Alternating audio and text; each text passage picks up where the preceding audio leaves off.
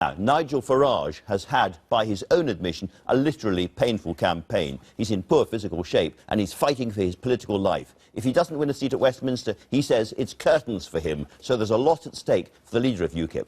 And Mr. Farage joins me now. Good morning to you. Good morning. How are you feeling? Because I read your book and I have never come across a politician who's had so many scrapes and near-death experiences as you. I have had a few, but then you've been through a bit of trauma yourself and you're back here doing the programme. And So I did at the early part of the campaign have a bit of a bad back. Men are not always very good at looking after their health, and I wasn't going for physio and treatment, and now I am, and I'm fine. Physio are absolutely essential. Now, David Cameron has made it clear several times recently that he doesn't think you're going to get any seats at all. I know. It's Desperate Dave, isn't it? Desperate Dave saying to these voters that have left him over the course of the last 5 years, please come home, I think's the phrase he uses. They're not going back to a guy that's covered the country in windmills, that has slashed our armed forces, raised the level of the foreign aid budget, presided over massive immigration, and only at the last minute been persuaded to sort of half-heartedly offer a referendum.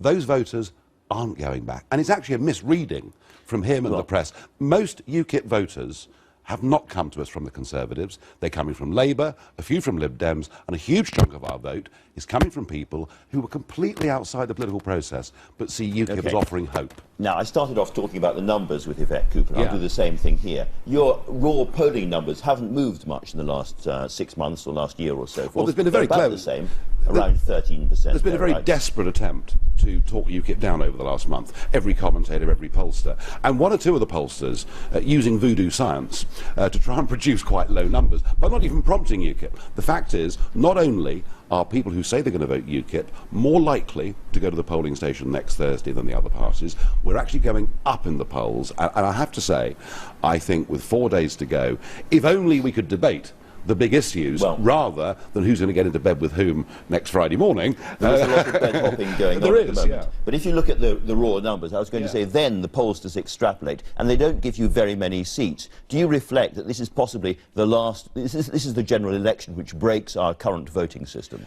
I do, and you know, my message to people, obviously we've got our key target seats where we think we're going to win or we're very, very close to winning, but I would say to all UKIP voters that a vote for UKIP is a vote for change, not just in terms of the policy and direction of the country, but for a change in our voting system. First past the post is now bankrupt. OK, looking at the Conservative message, however, you've said a lot about the danger of the SNP and the Scottish nationalists holding the whip hand in Westminster and so forth.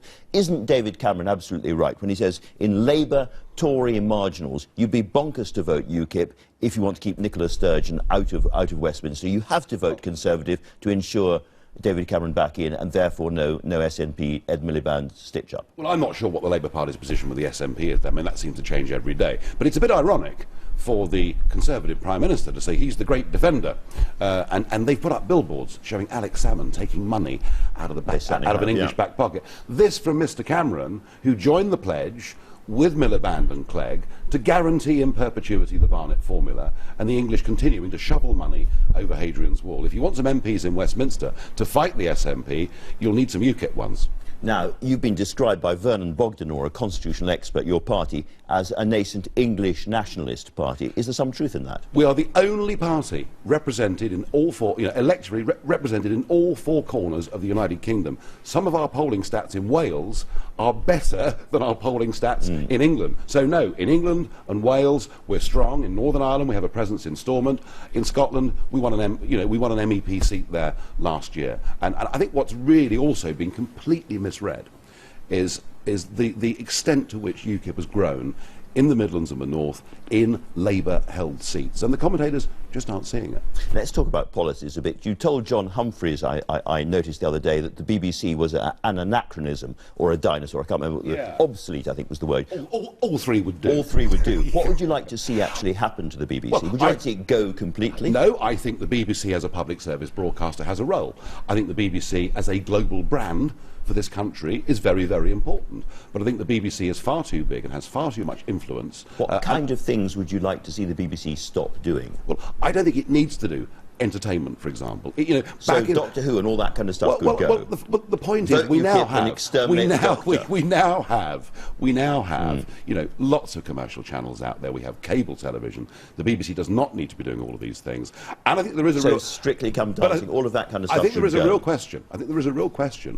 About the BBC website and about local news, because, and I say this because if we believe in a free press, then if the BBC local websites are as strong and as heavily funded as they are, how can local newspapers or local websites even compete? And so there is a problem that actually, out in the regions, the BBC is beginning to obliterate other voices in the media. So you'd like to see the end of BBC Entertainment and the website. How would you like to see this process taken forward? I mean, you've got views, the DUP have views, many Conservative MPs have views. What should happen? The whole debate about the BBC licence fee and its role, is coming up over the next 2 to 3 years, and I want UKIP to have some input into that. I mean, the other problem is that UKIP was adjudged by Ofcom to be one of the 4 major parties in British politics, and frankly, the BBC have not treated us like that during this general election campaign. OK, let's move on to another area of policy, because you had almost a second manifesto, which was the Christian manifesto, which you put your name to early on, which came out with lots of policies and so forth. Can I ask you, first of all, are you yourself a Christian? Yes, I'm a confirmed member of the Church of England. I haven't always approved of its recent leadership, and I'm a little bit lapsed, but I am a member of the Church of England. Yes. In that manifesto, there's a very interesting bit about gay marriage, and you say there's a phrase you would use: reasonable accommodation to help people who are against gay marriage. And I just want to know what that actually means. Look, let's just be clear. We have now an active and growing LGBT group within UKIP, lots of gay candidates standing for us in these elections. There's been a sort of another establishment attempt to paint UKIP out to be anti-gay. That is rubbish. I'm just asking you what it means. But what we say is that all minorities deserve respect, and that actually, yes, gay people deserve their rights, but also Christians and Muslims, for that matter, should be allowed to hold a reasonable position that says they don't approve of some lifestyles. And that is an accommodation. I understand, but just be absolutely clear. I'm running a B&B. I don't approve of gay people. Under reasonable accommodation, would I be able to say to them, I'm terribly sorry, don't come in? Well, that would be open prejudice. But, Andrew, our national just debt... give me an example. No, I'm not going to. I'll tell you why. Our national debt has doubled in the last 5 years. 624,000 migrants settled in Britain last year. All you and anybody else wants to talk about is some tiddly piece of our manifesto. I'm sorry, some tiddly piece of our manifesto. The only manifesto, all right, well, the only fully costed manifesto that has been put to the British public at this election. Well, let's talk about the big costing parts of your manifesto then. The House of Commons Library says that if we left the EU and we were on the same basis as Norway, we would be able to cut our contributions by 17%. Worth having, but nothing like the huge amounts of money that you want. Who is suggesting that the model we would have with the European Union would be the same as Norway's? Well, yes, because they're able to trade, that's the point. Well, there are 60 countries around the world that have free trade deals with the European Union. So you're saying we wouldn't be in the European Trading Pact, or the EEA? We are now the Eurozone's biggest export market in the world. They sell us about 1 million motor cars a year more than we sell them. They need us in terms of trade more than we need them. We will have our own free trade deal with the European Union, and it'll look a bit like the thing my parents thought they were voting for 40 years ago in the referendum. Friendship, free trade, cooperation, but the ability to make our own global trade deals with the emerging economies of the world, many of which, incidentally, are in the Commonwealth. Now, I'm going to be talking to Nick Clegg in just a moment, and I'm sure we'll come on to the subject of an EU referendum.